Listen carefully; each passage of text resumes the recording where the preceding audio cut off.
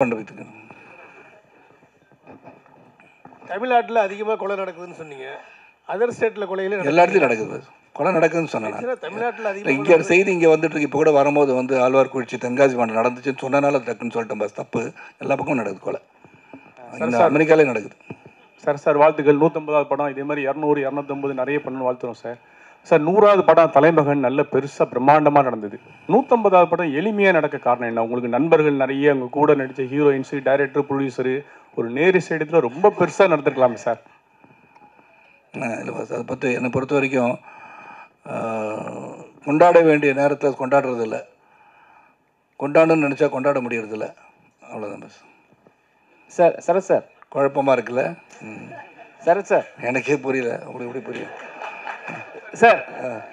சொல்லுங்க sir. Smile man. Yes sir. 2023 வந்து English படம் வந்தது. அது வந்து பிரம்மாண்டமாக பேசப்பட்டது. வில்லியம்ஸ் நடிச்சிருந்தாரு. இப்போ வந்து டைட்டிலுக்கு பஞ்சமா இல்லை கதைக்கு பஞ்சமா? ஏன்னா வந்து ஸ்மைல் மேன் படம் வந்துச்சு, அது ஏற்கனவே நல்லா பிரம்மாண்டம் போயிடுச்சு. படம் வந்துருச்சு, அது ரஜினி சார். அதுதான் சார். ஏன்னா தமிழில் இருக்கிறீங்களா சார்? இப்போ வந்து தமிழில் அதே மாதிரி தான். அதான் டைட்டிலாக இல்லை, ரஜினி சார் கூலின்னு வைக்கணுன்றது என்ன அவசியம்னா அதுக்கு காரணம் இருந்திருக்கு, அதை வச்சுருக்காங்க. இங்கே எப்போ பார்த்தாலும் நான் சிரிச்சிட்டு இருக்கேன், எங்கள் குரூவேக சிரிச்சிட்டு இருக்காங்க.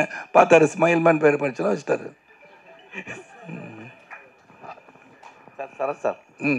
இதில் சகோதரர் இல்லை, நீங்கள் பேசும்போது போகிற போக்கில் சூர்யாவை அப்படியே கலாச்சிட்டு போன மாதிரி. யாரையும் கலாச்சி ஏன்னா கங்குவா அந்த ஆடியோ லைன்ஸில் தான் சொன்னாங்க, இல்லை கலெக்ஷன் பண்ணோம் அப்படின்னு சொல்லிட்டு. இல்லை, அந்த மாதிரி சொல்லிட்டா வந்து நம்ம வந்து நாளைக்கு வந்து இப்படிலாம் சொல்லி, அதுக்கு உதாரணத்துக்கு சொன்ன அவங்கள நினச்சி நான் சொல்ல, நம்மளே வந்து ரொம்பமா பாராட்டி இந்த படம் நல்லா இருக்குன்னு நம்ம நான் சொல்லி நாளைக்கு எதுவும் போச்சுன்னா அன்றைக்கி சொன்னாரேன்னு என்ன திட்டக்கூடாதுல்ல.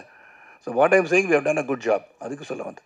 ஸோ இனிமேல் யாரும் அந்த மாதிரி சொல்லாதீங்கன்னு சொல்ல வரீங்களா? இது அப்படி இல்லை பஸ். நம்ம வந்து I think judgement is left to the audience, not with us. நம்ம வந்து காக்கைக்கு தன் குஞ்சு பொன் குஞ்சு தான் இல்லையா? நம்ம எடுக்கிறது எல்லாமே நல்லா வரணும் தான் எடுப்போம். யாரும் வந்து ஃப்ளாப் படம் கொடுக்கணும் யாரும் படம் எடுக்கிறது இல்லை.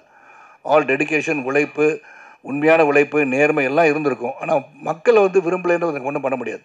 So that is not a problem, ஒரு மிஸ்டேக் எனிபடி. நாம் எப்படி கொடுக்குறோன்றதை வந்து ஆடியன்ஸ் ரிப்போர்ட் வந்து தனியாக இருக்குது. ஏன்னா இன்றைக்கி எல்லாமே மொபைல் ஃபோன் வச்சுருக்கவங்களாம் ரிப்போர்ட்டர்ஸ் இல்லையா? அப்போ வந்து யார் ரிப்போர்ட்டு நம்மளுக்கே தெரில. அதனால் அவங்க வந்து கருத்து சொல்லுவாங்க, உள்ளே உட்காந்து மச்சான் உள்ளே வந்துடுறாரா கேவலமாக இருக்குன்னு அவன் சொல்கிறான். நம்ம எப்படி கண்ட்ரோல் பண்ணுறதுலாம்? அதனால் we cannot say all that. நான் வந்து ஜஸ்ட் ஜென்ரலாக சொல்கிறேன். எதுவும் சொன்னால் வந்து சில சமயம் நடக்காதுன்னுவாங்க. என் வீட்டில் கூட கேட்பாங்க, என்னங்க எதுவுமே சொல்ல மாட்டேன்றீங்க, இல்லை முடிஞ்ச பிறகு சொல்கிறேன்னு. ஏன்னா அது மெனியை ஸ்லிப் இந்த கப் அந்த லிப் பண்ணுவாங்க. கப்பு இங்கே தான் இருக்கும், காஃபி இருக்கும், எடுத்து குடிக்கிறதுல கொட்டிடும். ஆனால் சொல்லாமல் இருக்கிறது பெட்டர். அந்த மாதிரி நான் சொன்னேன். நீங்கள் தவறாக புரிஞ்சு திருச்சிடாதீங்க. அது எனக்கு நன்றியோடு கேட்டுக்கொள்கிறேன். Direct sir. தெரியல பஸ், எனக்கு மறந்துட்டேன். நான் மெமரி லாஸில் இருக்கேன் நான்.